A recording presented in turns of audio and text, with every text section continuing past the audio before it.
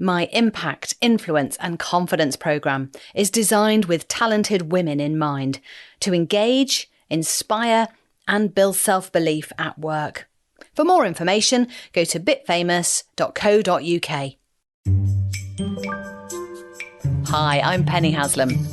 So what I want to talk about today is a really important part of presenting or speaking or being in front of people, and that is preparation. Now, often we think of preparation as being getting your slide deck sorted, getting PowerPoint open and making some notes in that and making sure you're ready to go. But actually, there's a bit more preparation to be done that will really help you boost your performance, power it up and feel better when you're actually in the moment of speaking or presenting or even taking part in a panel discussion or a podcast. So that is really to talk about the inner work. And what I mean by that, in fact, it's best demonstrated in an example of the challenges that we present to ourselves inside our own minds. I had a presentations client who really needed to get together 30 minutes of content for a big event taking place in Manchester.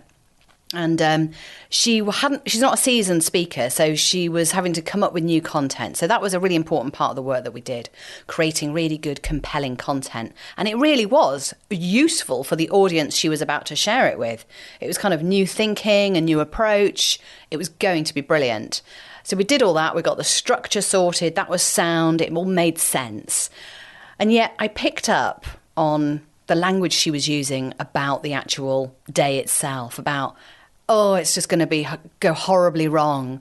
I'm just going to look like an idiot. No one's going to want to know this stuff. Really? Others will be better than I will be. I'm going to turn up and it's going to be awful. And she was kind of peppering all of our sessions with this language. So I had to challenge her on it, obviously, because that's my job, and ask her about it and ask her suggest her that she changed it and flipped it, that it was an opportunity, that yes, she wouldn't be the best on the whole lineup of speakers, but she was starting somewhere and that was to be applauded. And that yes, she might not know as much as other people, but she's bringing a great perspective and she's got great content and so on, to change the script. So the script that you write for yourself is really important to have a think about and be aware of. You hear it so often, don't you? And it's something that we don't talk about. We talk about slides and content and messages and what we're going to say, but we rarely ever acknowledge just how nervous or anxious we're feeling about these moments in our lives. And it shouldn't be left to chance. I believe really strongly that we really need to dig into this area in order to support ourselves. There's many things you can do. And I am a seasoned professional speaker. I do strut stages, and looking at me, you'd think I just rock up and stroll onto the stage and it's all fine because I've done it loads of times before. But actually, no, I do a lot of prep that isn't associated with slide decks and scripts and all that kind of stuff. I do a lot of work in my mind about preparing for it.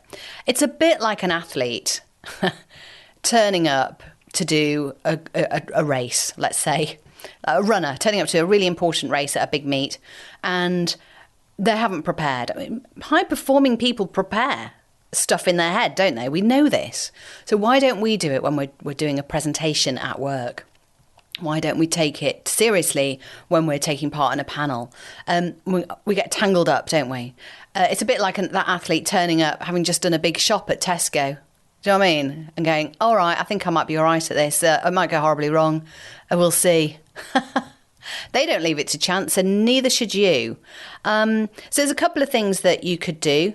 Visualizations, positive visualizations. Do you ever think of yourself like looking out at a sea of faces?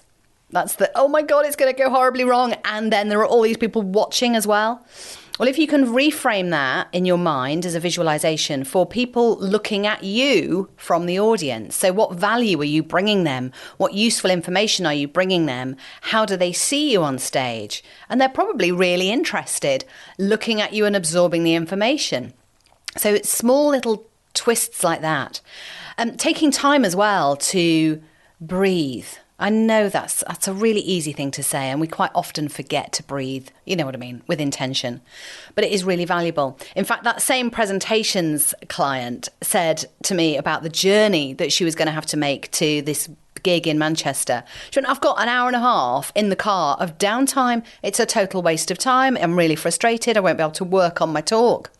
Well, actually, she could. That hour and a half in a car, you're alone, no one can hear you, you can practice your start, you can practice your finish, you can polish the bits that you're less fluent on, and just begin to, I mean, I do this a lot. If anyone was in the car with me, they'd think I was bonkers, but I talk to myself.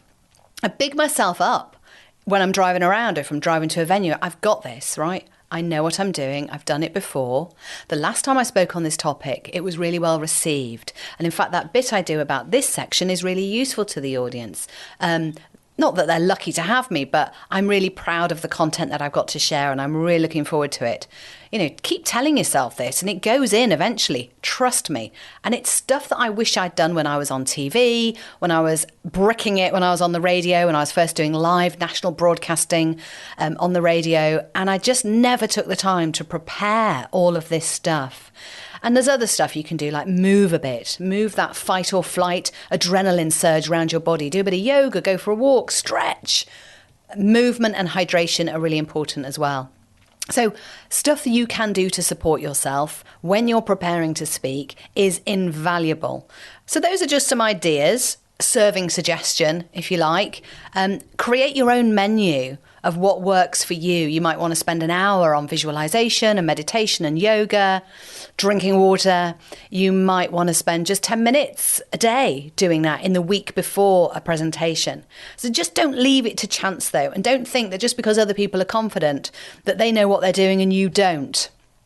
Grab every opportunity you can to support yourself and be a better speaker, a better presenter, a better podcast guest, you name it. Whatever we do that makes us feel nervous, just hunker down a little bit and have a think about what might work really well for you. I hope that's been useful, and good luck. You're going to be brilliant. My third book is coming out in 2024. It's all about confidence at work and in life. And as you'd expect from me, there are lots of stories and ideas to help you build confidence, whether it's for yourself or for others. It might be colleagues, teammates, friends and family.